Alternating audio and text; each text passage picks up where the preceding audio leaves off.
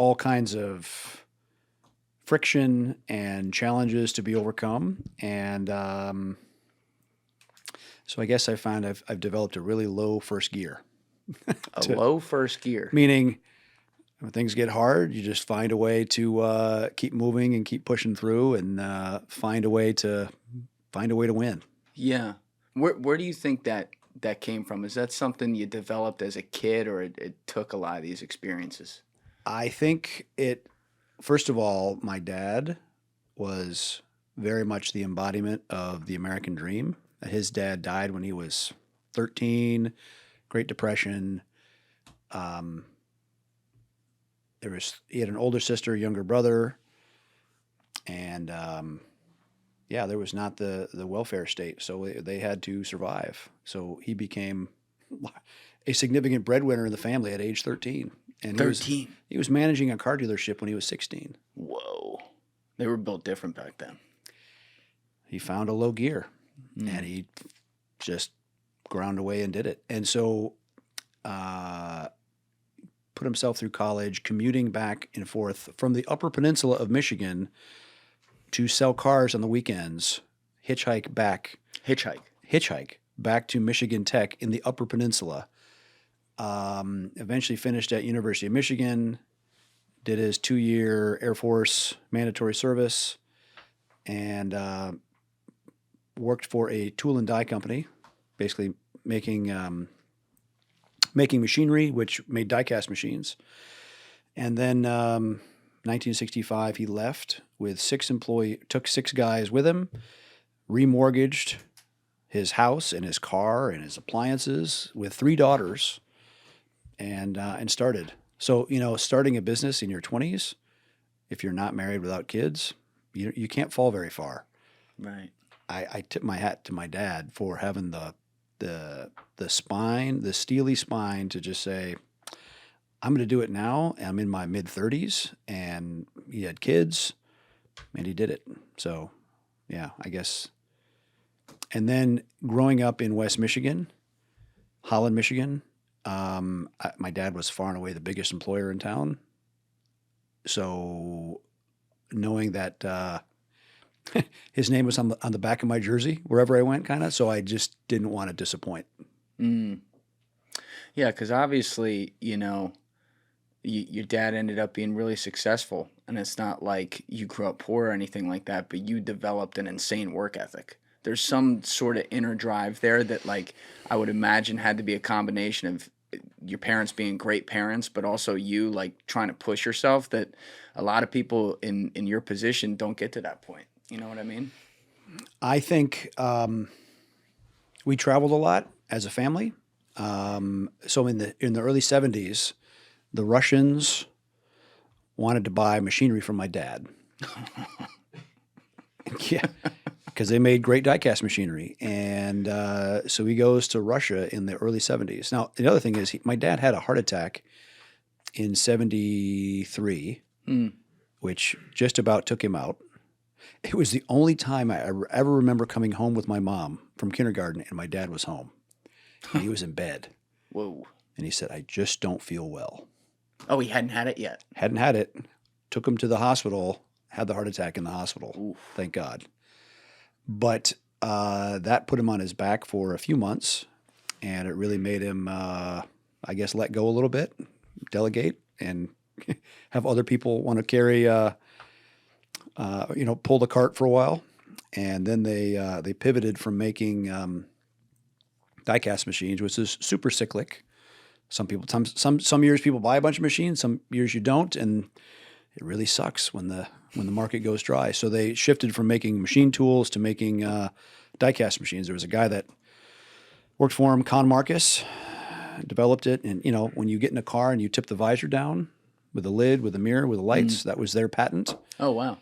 And he sold the first 5,000 of those to Cadillac based on one made of balsa wood.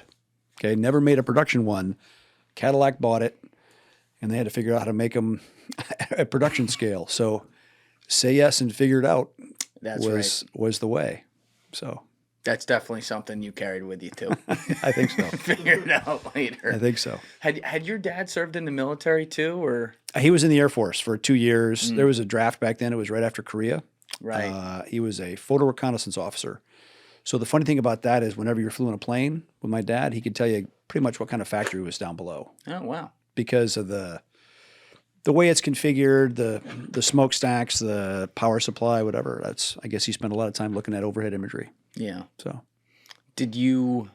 Was that something though as a kid, like, because you ended up going into the Navy and there's a whole thing that happened there, but was that something you had kind of dreamed about doing, or?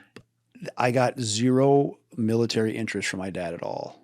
He was, you know what?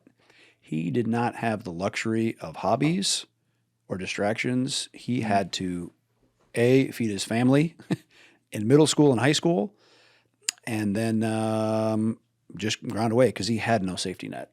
And so he left me, my siblings, he left us a safety net.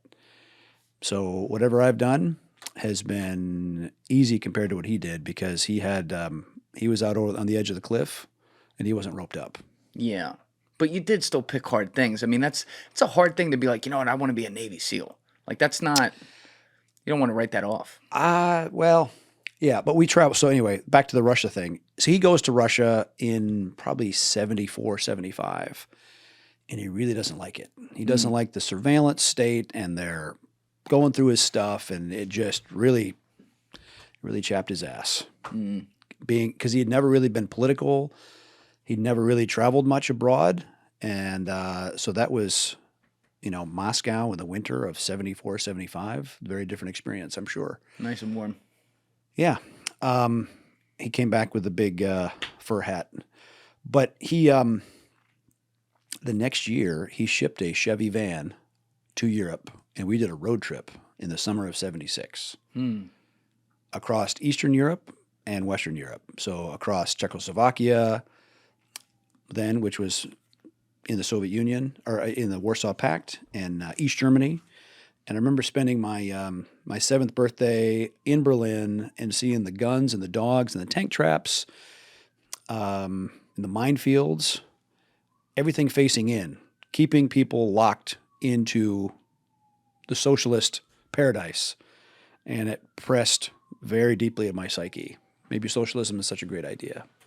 Even at 7, though? Oh, yeah. I mean, you Very can much see so. that it's like a representation what you're seeing of impending violence for sure, right? But the concept of socialism itself driving it, you had an understanding of that? Sure. A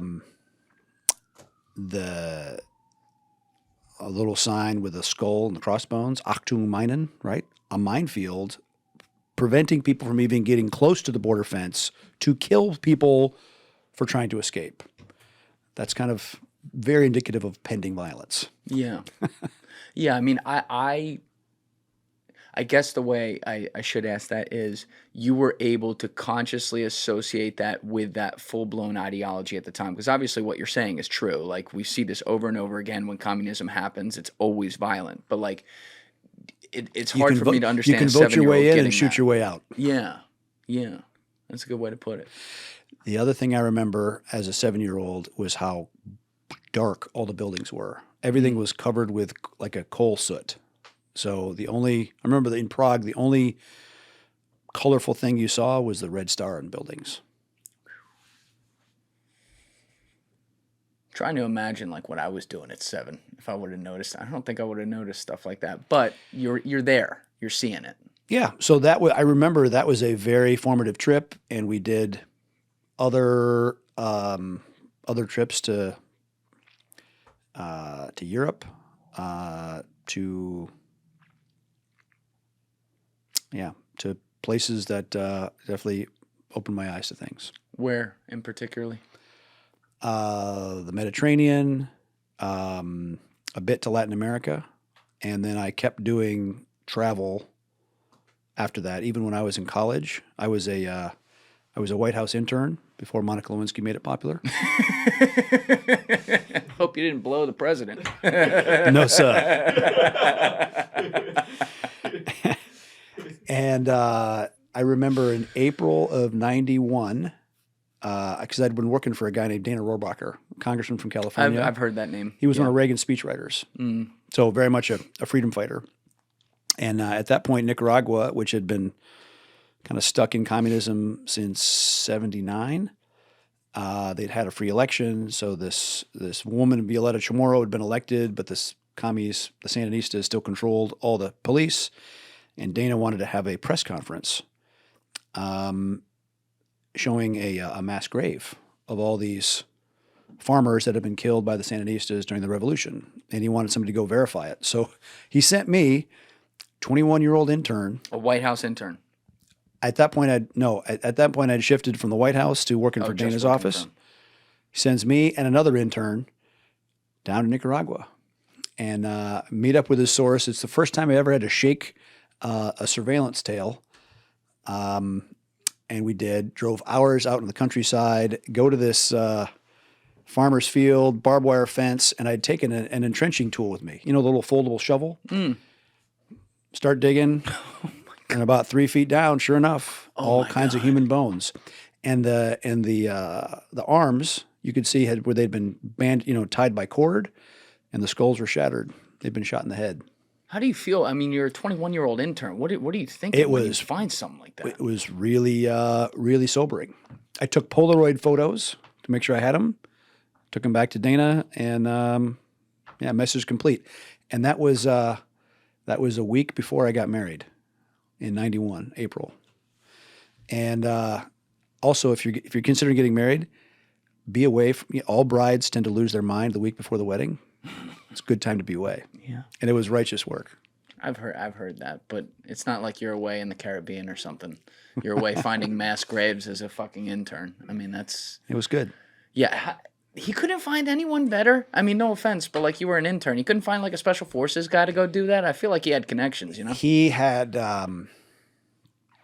he'd offered me the job because the full-time staffer, a guy who became a dear friend of mine, Paul Behrens, was a Marine recon, and he'd been activated to do something else. So anyway, send me. So it was you. Yeah. So you find how many bodies approximately did you find? We stopped digging at 3. Oh my God. And there was lots more. So so we covered it up because they were going to do a much bigger, and they found dozens and dozens. Now, what did you do with that information? You obviously bring it back to them, and then did something happen there where now the administration takes action? They had more hearings, and it was all about trying to help the U.S. Because remember, even then, you had the State Department, which was dominated by leftists that had an aptitude to be apologists for communists. In '91? Oh yeah. Really? Oh yeah. Lots of the very left-wing churches were very. They called them Sandinistas because they were down there. The very long hair NGO hippie types were in love with the socialist lie. That's interesting. I mean, obviously, like I wasn't around then, but you wouldn't think that considering you got HW in there who's after 8 years of Reagan. Oh, come on. But you had people in Congress like Ron Dellums, okay, super left-wing Marxist black guy from California, who's on the Intelligence Committee, and he is an active apologist for the Soviet Union, for Cuba, for all the communists. So look, we have a wide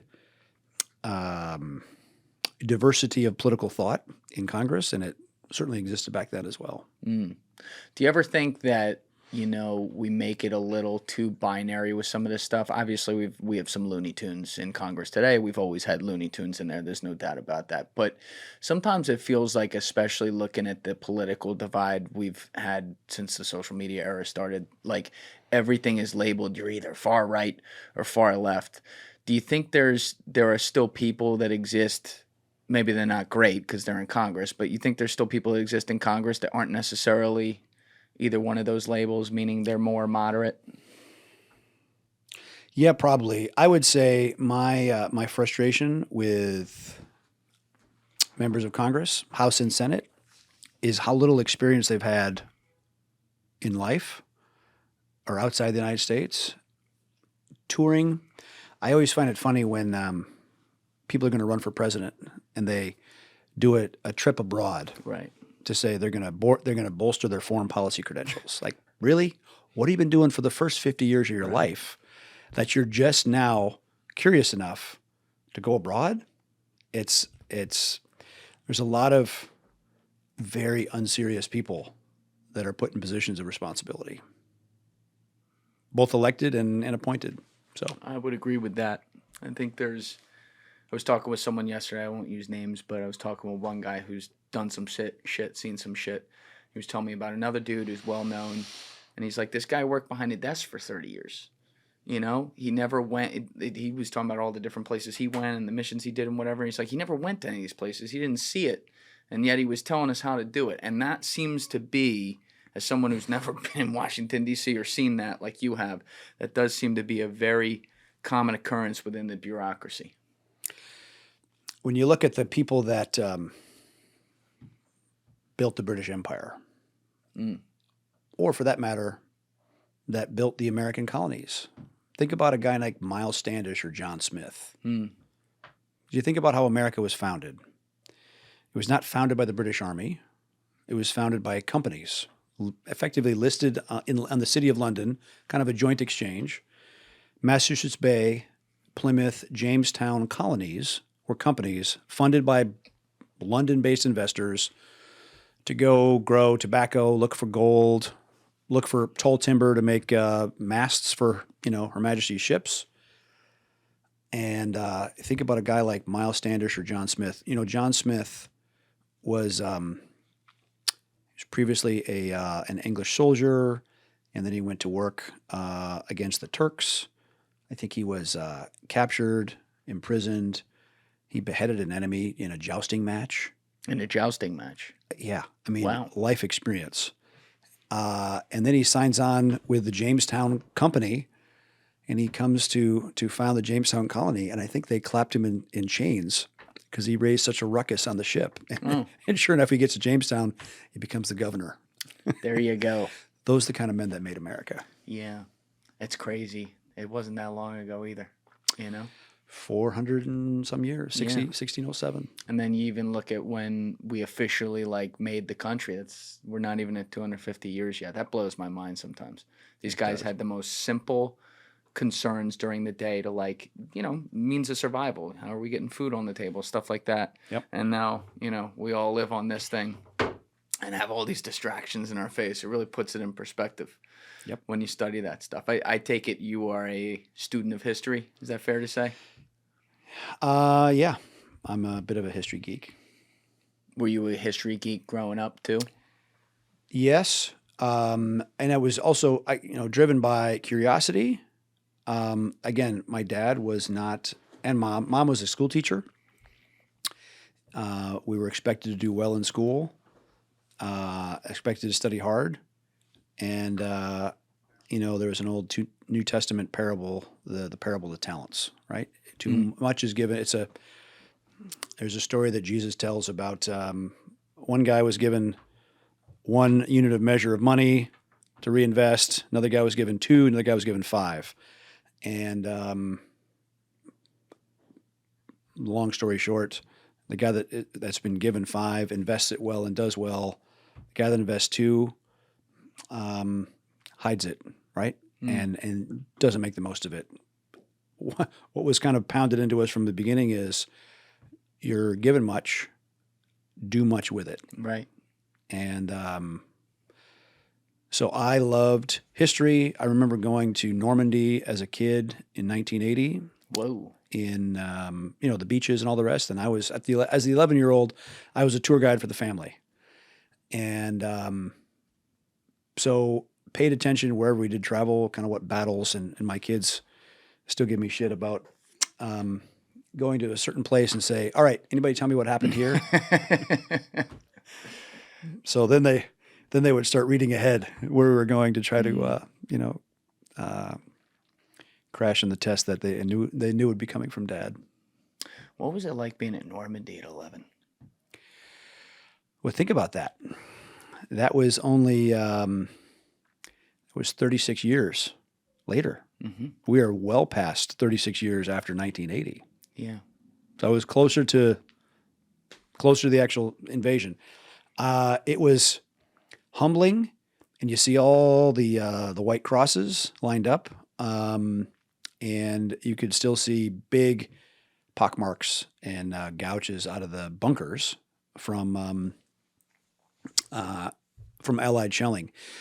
What Spielberg portrayed in Saving Private Ryan was very accurate. Yeah. In terms of the concentration of fire, the fortifications, the pounding that area received, because there's still 50, 60-foot wide craters that are at least 15 foot deep from a 12-inch, 16-inch shell moving dirt. I had the great fortune of jumping in to the 75th anniversary, 2019, static lined out of an original C-47 that made the drop. Oh, in you 44. actually, you went. We literally jumped in. Whoa. And there was the guys from Horse Soldier Whiskey, the original SF team that went into Afghanistan, right? The Horse Soldiers. You saw that? There was that movie, 12 Strong. We're going to have a podcast coming about that in a few months, I think. Good. Yeah. They're cool guys. They're legit. But they sponsored a bird, and I got on there with a buddy of mine from the teams, and yeah, it was amazing. And we wore all period uniforms. Oh, you were in character too. Yep. And it was expected, and so even the vibe of 1,000 people getting loaded all in uniform at 0400 that morning, it was pretty special. And then to jump in and land, and the crowds were amazing. And unfortunately, the grass was soft because jumping static line in your 50s can hurt, but it was good. And then being true to our origins, my buddy and I went and swam off of Utah Beach. Whoa. And it was cold. But it was a great experience and a great reminder. I can't even imagine the fear factor of riding that kind of aircraft across that level of ground fire with shit for navigation, flooded fields, and they did it. They just turned up and got it done. It's amazing. There's an awesome clip of Dwight Eisenhower sitting like right on the I guess like the wall outside the cemetery, maybe 16 years later, something like that, or 20 years later, I think it was. It was after he was president. It was the 20th anniversary. And it just hits me every time because, he's the guy who obviously ordered that whole thing, and he knew he was basically sending bodies at the problem. He's like, we're just going to out-volume these guys, which means we're going to for plenty. them. Right. And, to sit there and also a tough call. Oh, yeah. Because he had to cancel it 2 days before because of crap weather. The weather. June 6th, still not great weather, but man, that's the Clausewitz talks about two kinds of courage to fight a war. Clausewitz? Karl von Clausewitz, a Okay. good Prussian military philosopher. Got it. He said it takes two kinds of courage: individual soldier courage to go, to go jump out of that airplane to go get it done, and the moral courage of leaders to commit their people to an uncertain outcome. That entire go no go decision was on Ike. Talk about the burden of command. Oh, yeah. Yeah. Yeah. Karl von Clausewitz. There he is. Okay. I never heard of him before. There you go with the history again. Sorry. Don't be sorry. I love that. I'm a history nerd too. It's very cool. But what made you originally decide to go Navy rather than Army or something like that? So my dad's business made automotive interior parts. And so he intentionally kept all the factories in the west side of the state. All the automakers are on the east side of the state of Michigan and around the Midwest. And he really wanted the salespeople and the engineers to be able to make it home in time for dinner because he wanted to try to keep those families intact. And so he ended up operating a bunch of aircraft to move people back and forth from customer sites and to take customers in to see their operation. So I grew up around small aircraft doing that mission and kind of started my love of flying. And so I took lessons when I was 15. I soloed the morning of my 16th birthday flying a small aircraft. And I had planned to be a Navy or a military pilot because I applied to Air Force and Navy, and I got into both and the academies. and I ended up going to the Naval Academy. And I loved the Navy, but I really hated the Academy. I thought it was already in the 80s, it was kind of a distillation of 150 years of the dumb parts of the military. I'm a pretty conservative guy. I couldn't tell. I like traditions, but don't give me stupid ones. Yeah. And it was there that, and as much of a history geek as I was, and it's truly emblematic of how obscure the SEAL teams were, even in the 80s, that a military history geek like me had not really learned much of the teams. And there was like the spring of my plebe year, freshman year, two the SEAL liaisons that are stationed at the academy came and gave a talk. And they said, well, if you want to join us for PT, be at this field 5:30 the next morning. So I turned up, and they said, okay, today we're just going to run a mile. Get a partner. Put them on your shoulders. Oh, whoa. And I was hooked.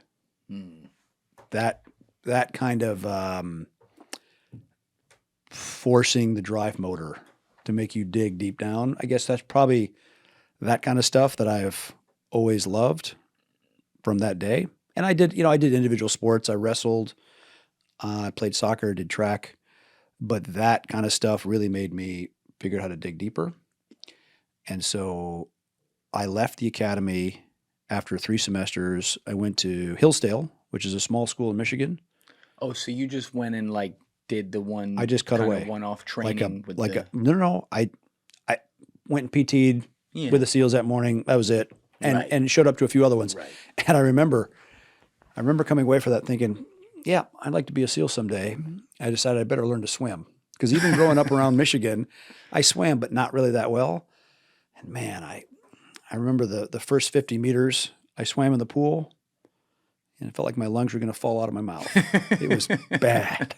Swimming's hard. But 50 became 100, became 400, became a month, and just grind it out and figure it out. And left the academy, went to Hillsdale. Very different experience because it's one of 2 schools in the country that accepts no federal funding. Hillsdale. It's been independent since 1845. You know, all the noise about Harvard losing their federal funds, Hillsdale's never had federal funds. In fact, I couldn't even go there on a ROTC scholarship because they cannot accept federal funds because they don't want the federal strings. Wow. So, but while there, got a good education in economics. If you've heard of the Austrian School of Economics, it's kind of the purest free market. Ludwig von Mises, one of the founders of the Austrian School, donated his entire library to Hillsdale. So, but also there, I joined the fire department and had a really good experience. Wow. I remember showing up at the station house saying, hey, I'd like to be a volunteer firefighter. And nobody from the college had done that before. And so I showed up for training, and it took probably 8 months. Got the accreditation, licensure done through the state of Michigan. Got my EMT license as well.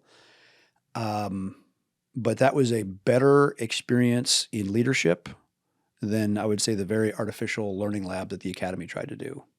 Because the academy, Firefighter. Yeah, because, well, it was serious work. Yeah. Right? It was. I mean, Hillsdale County is not a super wealthy county. We had a lot of structure fires, and burning cars and stuff, and so convincing guys that this snot-nosed kid, because I was 19 then, was good enough to go into a burning house with them, was a good experience in being a good follower. And being the reliable one that they could depend on. And I've not been in a lot of gunfights, but I have been in firefights inside of burning buildings that were fully involved in fire, and it is a very unforgettable experience. I'll bet. I can't imagine that. It seems like you do have a thing throughout your life. Like, obviously, you're the guy who founded Blackwater, and so you're all over the news always talking about pertinent geopolitical stuff or things you were involved in. But when you actually just look at the brass tacks of different things you've done, it does seem like there's a pattern of you want to help people out. Like you really you feel a call into help people in need. You know what? Yeah. That was something I'd say one of my proudest professional moments. And it was not me that did it, but it was the team we built at Blackwater. I remember speaking to like 300 colonels at the War College in Washington, probably 2005 or 6. And they, I got out of the Navy as a lieutenant, a junior officer. Okay. So these 300 colonels popped to attention when I come in, and I gave the talk about what we do at Blackwater and why. And yeah, it's a private organization, but we do military adjacent stuff. And we have helicopters and fly on night vision goggles and, all that stuff. And afterwards, a colonel came up to me after that, and he said he had just come from brigade command in Baghdad, so he would have had 4,000 or so soldiers under his responsibility. And he said, I want you to know that my guys in Baghdad, his guys, would have the Blackwater call signs and frequencies on the dash of their Humvees because they knew that if they got in the shit, the Blackwater guys would come for them. No excuse, no bureaucracy, no delay. I said, I am very proud to hear that because we said the good Samaritan rule applies. Yeah, and also like to jump ahead for 1 second on that, I'll come back to the Navy stuff, but it's interesting. There's an interesting like dichotomy. I don't know if that's the word I'm looking for, but like this weird thing where the government has the things that they fund that they're directly in control of, like the military, obviously, and you run into some of these problems like the bureaucracy, chain of command, all that. But then the same government has money that they fund privately, whether it be to Lockheed or whatever company or Blackwater, and you guys, for the better in a lot of ways, don't have to play by some of the bullshit rules. You get free reign to do your job and bring in the expertise in some, not carte blanche, but you know what I mean? Like there's a little bit more freedom. Here's the thing. Every bureaucracy from inception grows. If you have a bush in your driveway and you never prune it, it soon becomes a big out of control weed. Right.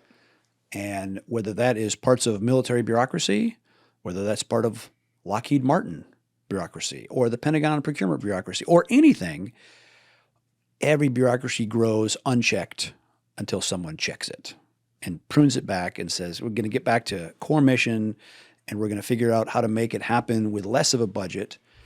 It is extremely healthy for military, civil, political, business organizations to be pruned and to be right-sized and to continue that. I, from the outset, implored our people at Blackwater. I said, we never want to look like our customer. We never want to look like our... We never want to behave like. Yeah. Okay, we are here. Most like 98% of our revenue was competitively bid, meaning this is a statement of work that some government or some customer puts out. Do this, give me a bid, okay? Just like you would generally build a house. Yeah, like construction. Because they're going to say, it's going to cost $400,000 to build this house.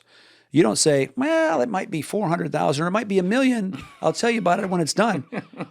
No, who does that? The government does that.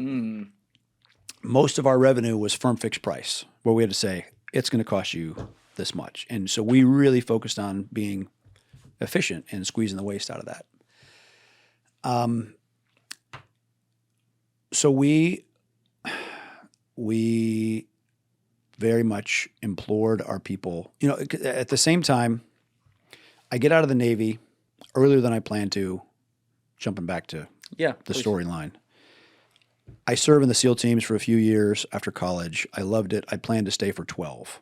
Do you mind just saying where you served, just so people have context with that?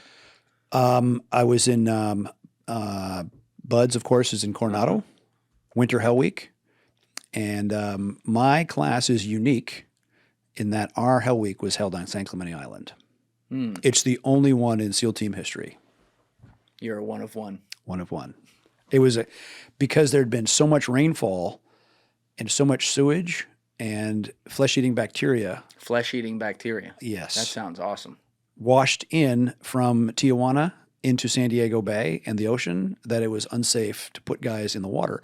And especially as you're in Hell Week, your immunoresistance really breaks down. Okay. And so even a scratch after 2 hours becomes inflamed, red, and infected. So they, not wanting to deprive us the benefit of Hell Week, they put the whole program on a landing craft and drove it out to San Clemente Island, a bombing range 70 miles off the coast. And as the instructors reminded us, now no one can hear you scream, motherfucker. So it was good. But again, I had paid no attention, no interest in going to work for my dad's business. And it was not an option anyway because it was family policy. You have to go do your own thing. Oh, I love that. That's awesome. You have to go do some kind of independent accreditation. Yeah. And it was my plan to do SEAL teams for about 12 years because I was an officer. And so after 12 years, you kind of start getting stuck at a desk. So I figured 12 years, then I'll go do something with my dad or whatever. Was he proud of you for doing that too? Yeah, he was. It was something he didn't understand really because he was not, I don't know where the commando gene came from, but it definitely was there somehow. But yeah, he was proud. In fact, they gave me a bronze statue after Hell Week, and it's from a Western artist, and there's a cowboy riding a bucking bronc. And there's a plaque that says, "In the unwritten law of the range, the work ethic still exists. When you sign for a brand, when you sign for an outfit, you ride for a brand. True commitment takes no easy way out." And I've kept that in my house ever since. And then for a while, I had it in the Blackwater lobby and put a huge Blackwater logo on the front of it because that was good branding. Yeah, we rode for a brand. Right. So anyway, my dad died unexpectedly from a heart attack, and I had to do another deployment after that yet, and did. And then when my wife was pregnant with our second child, she was diagnosed with breast cancer at 29, and which was not a great experience. And so that necessitated me getting out of the Navy just to sort out between the family business, which was 5,000 plus employees. You had to come in and sort that out.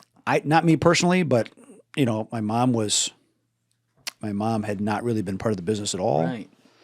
And so it was obviously the significant family asset, and I had 3 sisters, and so we just figured out what to do next. My mom made the right decision. She sold the whole thing, but the original business he started made die-cast machines that we talked about, and that business had just kind of lumped along, and we were going to sell it, and I had just gotten out of the Navy, I remember, and I was in Switzerland because we were going to sell it to our Swiss competitor, and I went for a long run, it was like a 12-mile run, and I remember because my thighs were burned. They were just chapped like crazy. But in that run, I thought, what the hell? I never got a business degree or any MBA or anything. And I never got a chance to work with my dad. I might as well learn business fixing up this original thing that he started. Only 5,000 employees. No, that one we sold that one. Okay. The smaller one was 250 employees. That's still not, which was still not nothing. Right. And so we did that and moved back to Michigan. So started Blackwater immediately after getting out of the Navy. And again, I knew nothing of business, government contracting, or land development. But you find a way to figure it out. And hired my SEAL team training officer,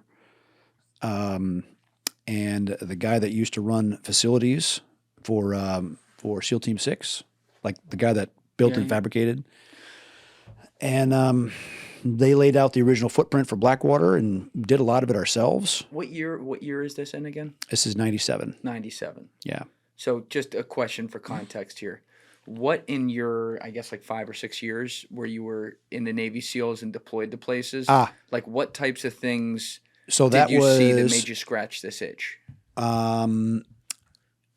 we were part of the Haiti invasion. Oh, So swam ashore in Haiti in when was that? 94. what happened with that again? That was the Clinton administration got involved and they deposed Oh yeah. Duvalier to install Aristide. Also not a great option, and that started the devolution of Haiti. Oh.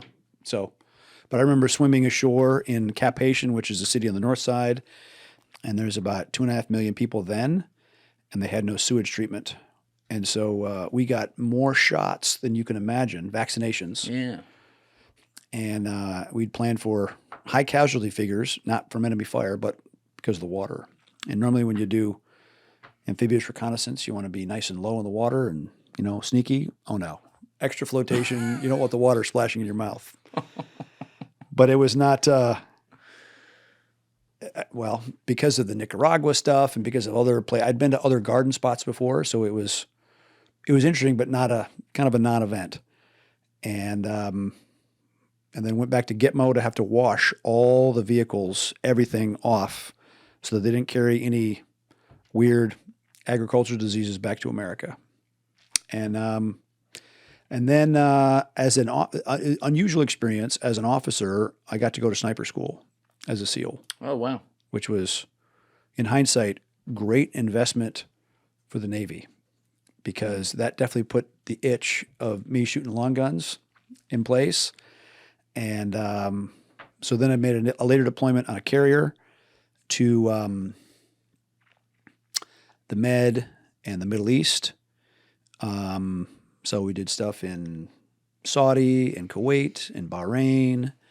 And that was when the U.S. was bombing the Serbs as part of the whole Yugoslav Civil War. Yep.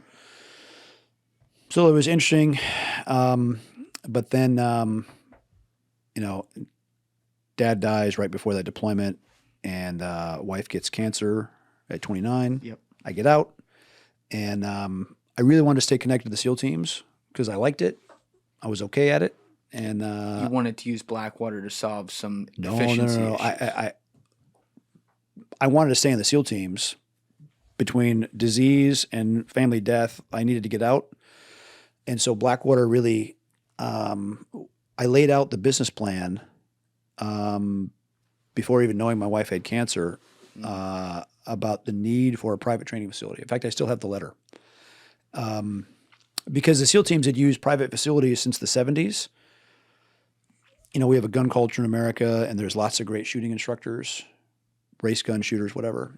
And they've been teaching soft units since then, but no one had done it on an industrial scale that was close to any concentration of military. And so a lot of guys had the idea, but let's just say because of my dad's success, it made it possible for me to do that. Because in the 90s, there was a major military base or training range being closed on a monthly basis because it was all post-Cold War drawdown, right? The peace dividend. Yeah. So this idea of building a private military training facility to serve the military was every smart investment official said that's a dumb rich boy's idea. So grow in the shrub of the bureaucracy, if you will. They could not see. They did not have the experience that I had of using private facilities versus government ones. Right. And so yeah, it was a Field of Dreams. Build it and they will come. And found the original land, which is as flat as this table. The original 3,000 acres. And I contracted for 3,015 and ended up picking up an extra 85 acres as we changed the even the registration because that land was originally surveyed by George Washington. Are we talking in North Carolina? Yeah, it's in North Carolina. It's in the Great Dismal Swamp. What a name. Great Dismal Swamp. And it is dismal. And it is and we called it Blackwater because when the rain would come through the very organic peat soil, by the time it made it to the ditches, it was black. and we knew it was black because standing in the ditch, putting in the drain culverts, building the facilities, our legs were getting dyed. Okay, getting dyed dark brown, black. Whoa. And I had to buy an office trailer I remember paying $400 for that office trailer, and it was $1,000 to have it delivered, and it was such bad shape. It was safer to do that, have somebody deliver it, than the risk of rolling that thing on the road. But over pizza and beer at the end of a day, the logo was designed because the power poles, because we had to put about 5 miles of power lines in, and when we put the power poles in, within days, the bears were coming and ripping their mark. And the bigger the bear, the higher up on the pole they would rip, and it was literally marking their turf. So we had to give some kind of credence to that. And one of the original name ideas was the Tidewater Institute of Tactical Shooting, but we thought the acronym would be a little too spicy. Yeah. So Blackwater's hard. That's a hard name. Yeah, and there's a Blackwater National Wildlife Refuge not that far away, so it was not. We can't even say it was super original. But the logo came from those the bear paws, and that was pizza and beer design, not a high dollar marketing firm. But what a great experience starting a team from scratch and figuring it out, and it was one of the best experiences of my life. How long did it take to develop all that land? And keep that mic pointed to you, if you don't mind. Thanks. I laid it out the last month, so I was still on active duty. I kind of figured out the location of the land. There wasn't many big chunks of low value land that was available, and I needed a lot of land so you could catch stray bullets. You putting up ranges, and we shot a lot. Right at peak volume, we were doing like 1.2, 1.3 million rounds a month. A month. Oh yeah. That was even more than I thought. Magnificent stuff. Yeah. But the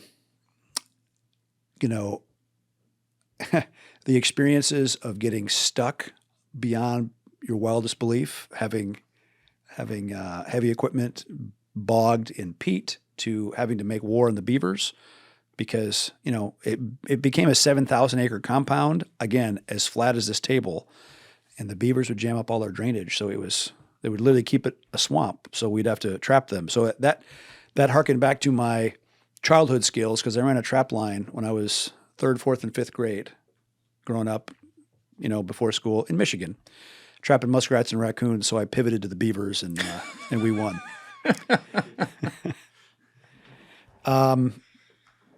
But what a great experience to give people with a lifetime of experience in training special operations or building facilities. Our first shoot house was built by effectively the maintenance crew from SEAL Team 6's compound. Oh, wow. And they came out on weekends, paid in cash, and built one of the largest shoot houses on the East Coast. It's still standing, still working. And so, yeah, it's for those of you who are young and you see an arbitrage, you see this is what's needed, this is the skill set we can apply. Take the risk, man. Figure it out and find a way to win. And you will look back on it with, even if you try and burn in, you'll learn and have a hell of an education for having done so. Yeah. I mean, you're talking about finding the problem and solving it. To make it really simple, I mean, that's what it is. And surround yourself, go back to the well of the people you know and trust to do that. And I had kind of a great bench to draw from. I had fucking high time SEALs that understood that, and they also would. I mean, that's the other thing. They would, when you have high energy people, high competition, high drive motor, they will, everything's a competition. Oh, yeah. I mean, even at the SEAL teams, On Fridays, it would usually be a long run or a long swim or something.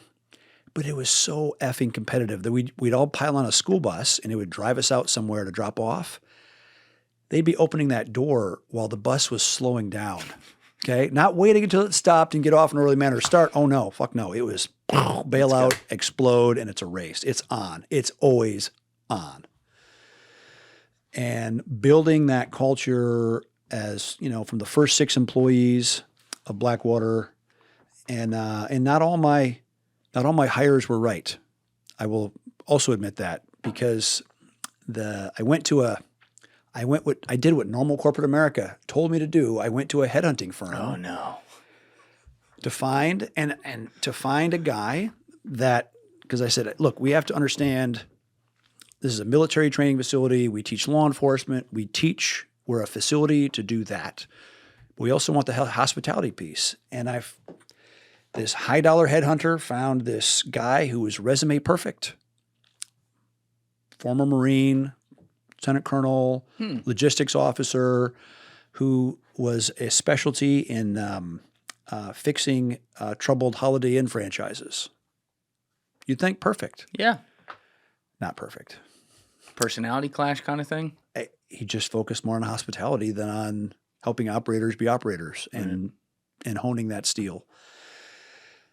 And so, when you make a mistake in the wrong tactic or the wrong business plan or the wrong people, when you've made the wrong decision. And a lot of people will blanch from cutting away a bad parachute, cut away and cut deeper than you think you need to. And so I did. And,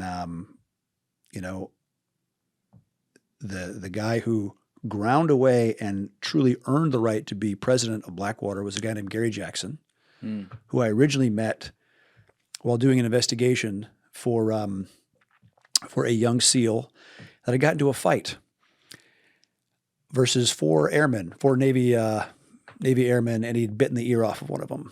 So it was 4-on-1. Tyson. He won. Yeah. But in that process, I met Gary Jackson, and Gary was an early computer geek. He built our website while he was deployed in the Caribbean hunting narcos, and never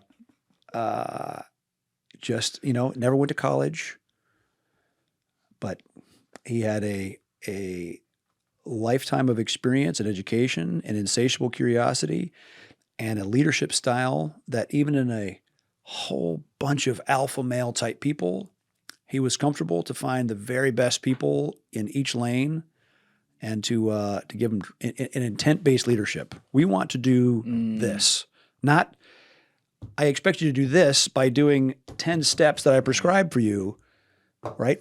How were the Germans so effective in at the end of World War I with fighting the trench warfare? They would give mission tactics. Say, we want you to achieve this. Find a way to make it work. They're given autonomy essentially. Exactly. How did the Blitzkrieg work so well? Yeah. It was that. It was intent-based leadership. And Gary built. I'm the investor and the original vision guy behind Blackwater, but Gary made the whole thing run, and he built a hell of a team. When did you hire him? Because you started in '97. Gary came on to do sales in '98, and he was, I'd say, president by '99, and then the business really started to accelerate by 2001, before 9/11. Oh, before 9/11. Yeah. That's interesting. Because our first big volume customer was the Navy that came to us after the Cole, USS Cole, a Navy destroyer, got blown up in Yemen, and the sailors that were guarding the ship were holding pretty much unloaded weapons that they nearly fired before. Yeah, we had Mike Ritlin in here. He was one of them guarding that. Yeah. So the Navy, having nearly lost a multi-billion-dollar warship and worse, 17 sailors, they came and said, we want you to do show us and help us do a nationwide sailor armed security, shipboard security, visit board search and seizure training program. And we did that. And I think we trained almost 100,000 sailors safely. 100,000. Yeah. Basically, anybody that carried a gun in the Navy was coming through our pipeline. How many employees do you have by this time, approximately? For that, we ramped up to a couple hundred, probably, between instructors and all the rest. That's a lot of people to train still. Crazy. And then, so we had that flywheel spinning when 9/11 happens. And then Where were you on 9/11? I brought my kids to school that morning in McLean, Virginia. And I'd heard about the first then crash of a light aircraft into a building in New York.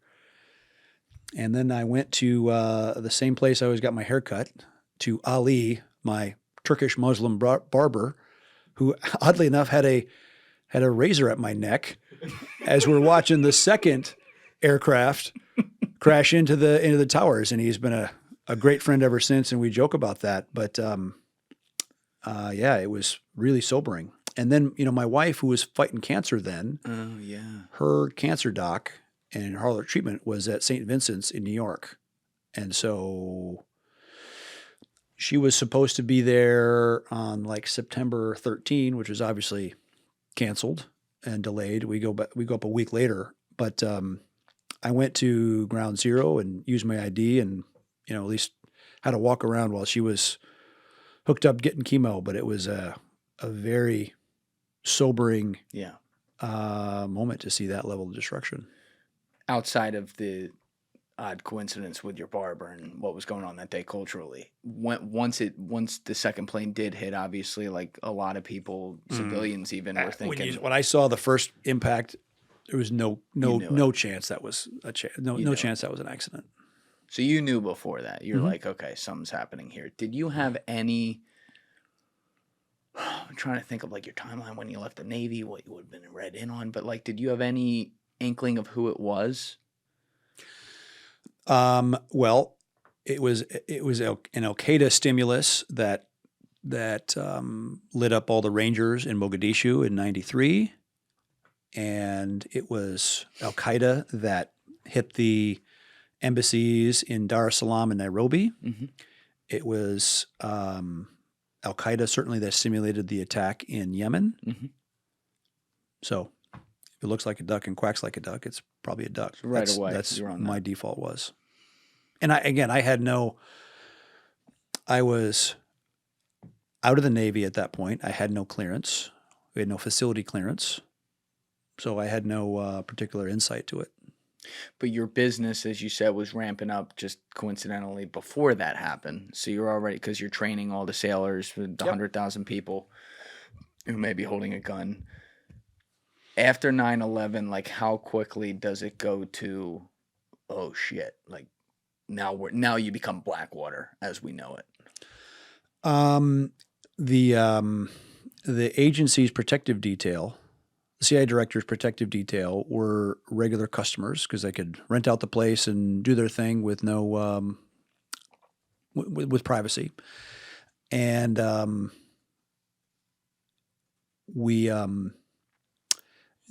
guy who worked on the 7th floor, a guy named Buzzy Krongard, would come down with them sometimes, and he was a former NOC himself.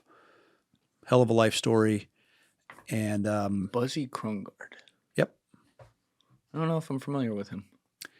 He was an All-American lacrosse player at Princeton in the 50s, Marine, and then CIA case officer for a few years, got out, went to work for Alex Brown, the investment bank, eventually became the CEO, was a NOC again his later years there, did some amazing things for his country as the CEO of an investment bank. That's crazy. And he'd always been a kind of a gun guy.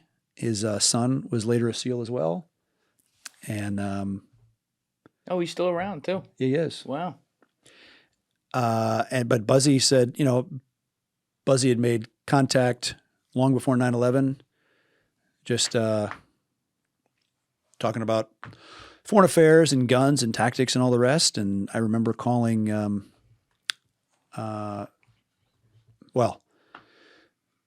as a derivative of working for Dana Rohrabacher, because when Dana got out of the White House, he first went to Afghanistan in the late 80s while the Mujahideen were still fighting the Soviets. And he went and saw Dostum and Masood and all the ones from, operating near the Pak border. And he went into country and he kept touch with them. And he came back to me in about 97 and said, Erik, I need your help to sponsor a peace conference because we're trying to get the king of Afghanistan to return because he'd been in exile. Right. His name was Zahir Shah, and he lived in Rome. And so I met him also while I was working for Dana and part of that whole process. And I funded a peace conference in Switzerland where Dostum and Masood and Mohakek and Atanur and all those guys came. Because we were trying to have a Loya Jirga in Afghanistan before 9/11 happened to try to bring some kind of peaceful resolution and not have the Taliban run the place. Thank you guys for checking out this clip. If you haven't already subscribed, please subscribe and hit the like button on this video. It is a huge, huge help. And if you'd like to check out this clip's full podcast episode, that link is in the description below or right here. And finally, you can follow me on Instagram and X by using the links in my description below.